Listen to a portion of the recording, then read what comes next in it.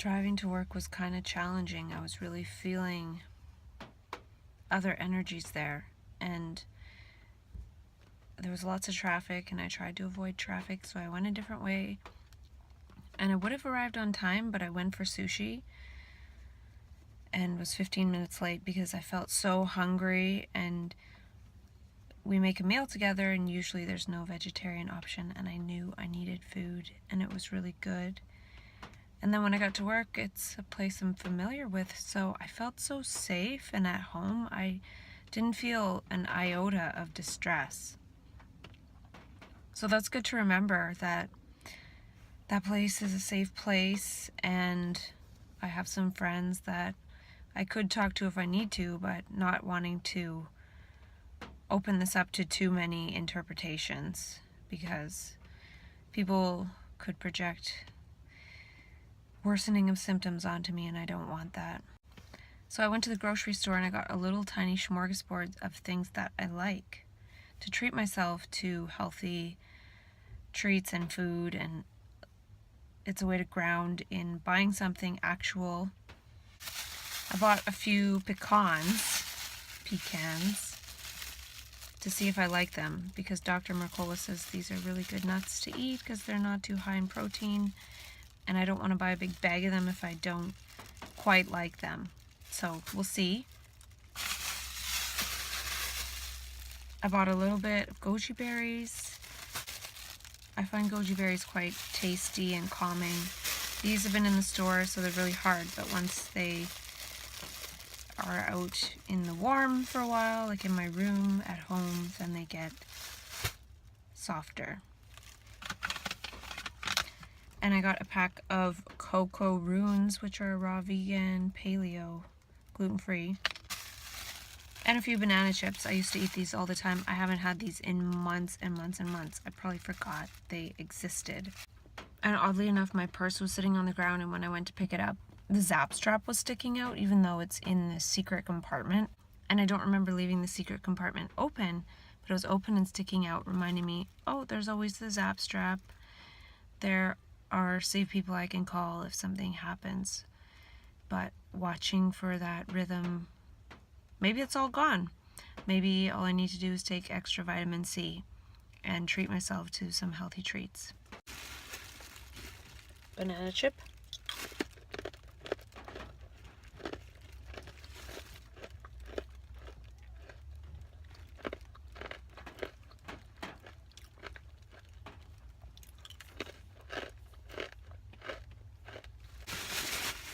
They're quite sweet. Pecan.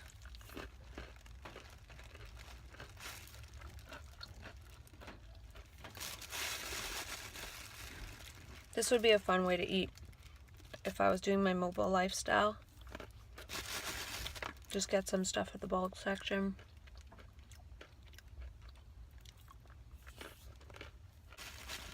These pecans are delicious. And I was driving to the grocery store, and I was looking straight ahead, and off in the distance there were some trees, barely a silhouette through the clouds and the fog, way up in the sky. And the way the light was shining, and I was looking, and I was just in awe of the beauty. And then it started pouring rain.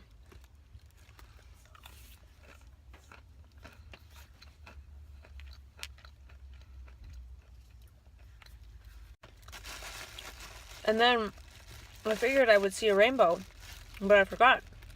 I parked my car, walked around the corner to the front of the store, and there was a huge rainbow. So beautiful.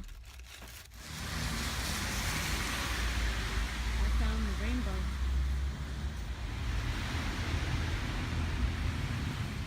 I never realized that I like pecans this much until now.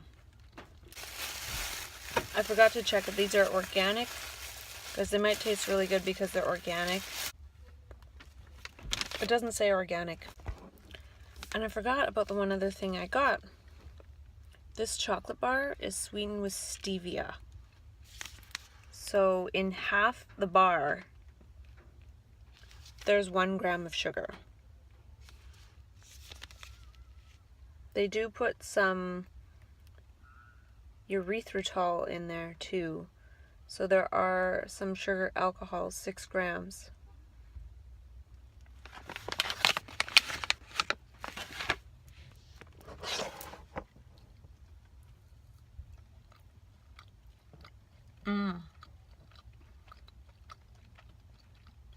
That's good.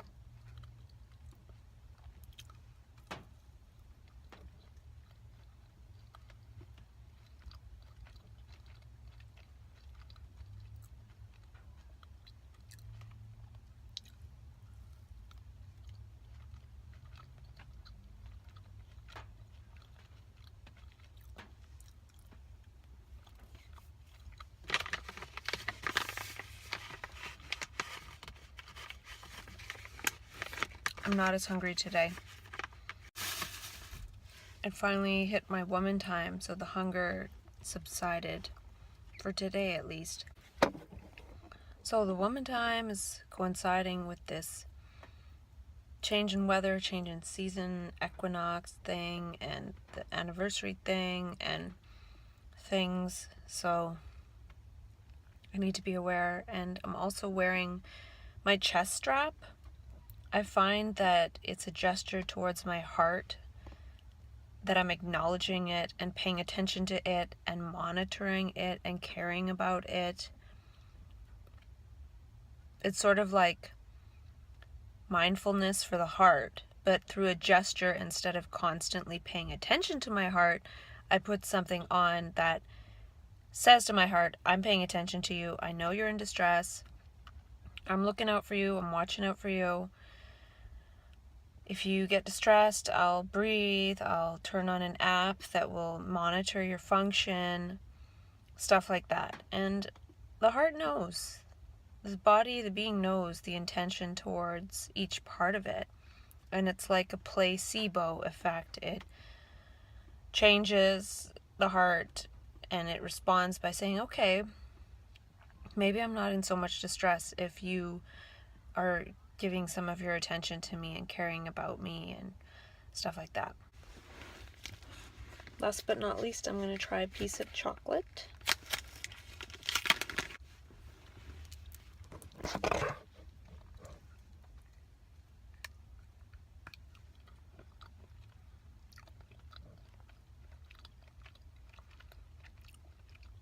It's good. I'm not even hungry, just sitting here in the park before I make the hour drive home. There'll be less traffic later.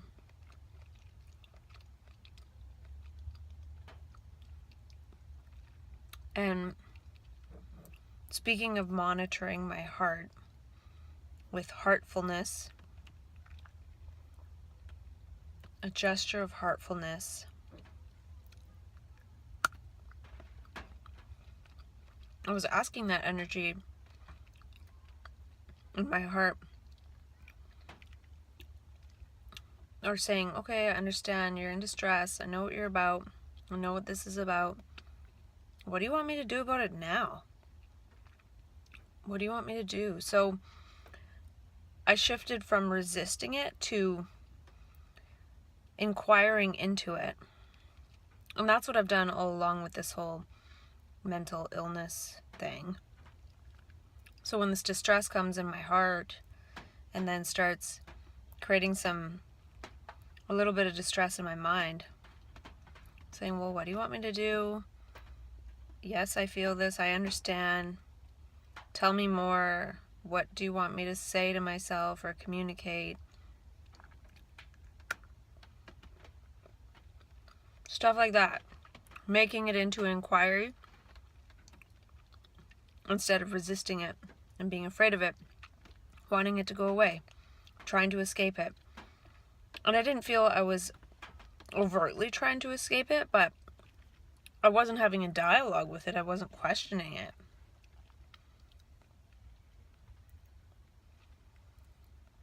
And it's one thing to surrender to it It's one thing to try to escape it. It's another to maybe surrender to it and let it do what it does. And it's another to inquire into it and find the voice in it. And I also said, what does this energy want to transform into? What does this want to transform into? And I realized this doesn't want to transform into any kind of harm to myself.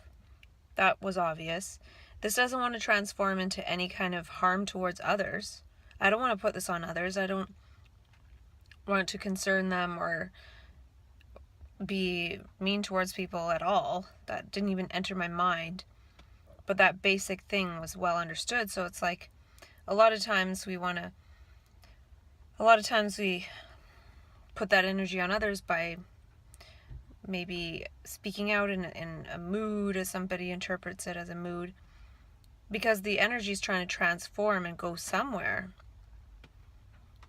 So where does this energy want to go? This stuck energy, this old energy, what does it want to transform into? I've transformed a lot of the energy and the memes and the words and the hypnotizing about mental illness into reframes and things. What does this want to do?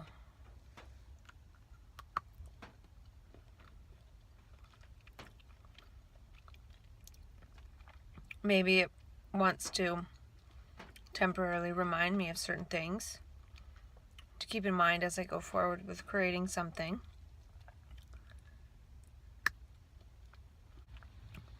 But I didn't get to the other thing yet, which is I realized that next time I feel some distress and I'm at home, one thing I could do would be to pee in that metabolites test kit, but if I send that away, it costs $1,000 to get analyzed. Another thing I could do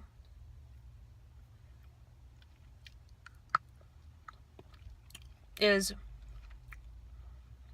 record the raw data using my Muse headband. See what's going on in my brain. It'll record raw data, and then I need to use Excel and the instructions in order to plot it to see what it's doing. And I was looking into and thinking about getting Excel to plot my brain waves, but it costs maybe $100 or something. So I decided not to go along that route because it seemed like the brain waves were kind of always doing the same thing, didn't seem that interesting. But I can use the Muse Monitor app to actually record my brain waves, and then once this is passed, compare that to my brain when it's fine. And I feel fine right now, so I could record my brain right now, but I don't have my Muse headband with me. And that could be another gesture towards my brain. And to say, okay, I'm recording to see what's going on. Because I was thinking, well, what can I learn from this? Before having this headband, I couldn't record my brain data when I was having an allostatic load accumulation or post-traumatic stress or trauma come up in my brain. But now I can. I can record my own raw brain data. And even if I don't plot it tomorrow or the next day, I can get Excel and plot it at some point and use this as part of my learning process. And I feel like when one makes a gesture towards oneself that one is going to learn from this in some way, it calms the heart and brain down because one is learning. It's not, oh, I have to create this big scheme and do something about it. It's making a gesture towards caring and learning in the moment without projecting a big pattern of, oh my gosh, what am I going to do? And make a big thing out of it. It could be something so small, like, hey, I'm going to learn from this. I'm going to learn and collect my brain data. I'm going to be aware of this process, see if I can go through it, if it does initiate without taking any psychopharmaceuticals, with taking extra vitamin C, with understanding where I feel safe, like the place I just was, and different things. There's the Zap strap. There's a lot of things that I have to move through it without anything. And right now I feel completely fine.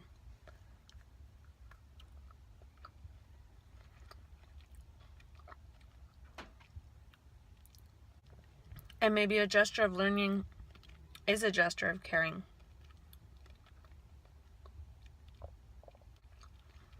Or maybe learning how this affects my brain when I'm in this kind of state.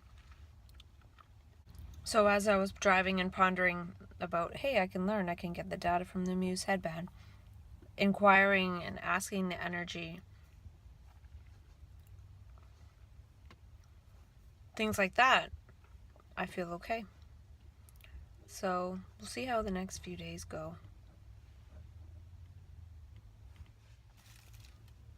Healthful is helpful.